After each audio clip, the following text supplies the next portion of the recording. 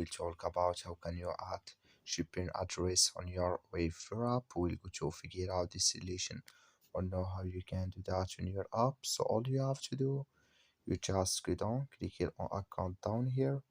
So when you click on account, it's going to take you to this list here. Then all you have to do now, you just go down and you click here on personal info here. So then it's going to take you to this list. Then all you have to do now, you just click here on edit addresses here. So then it's going to take you to this list. Then here you click on add shipping address.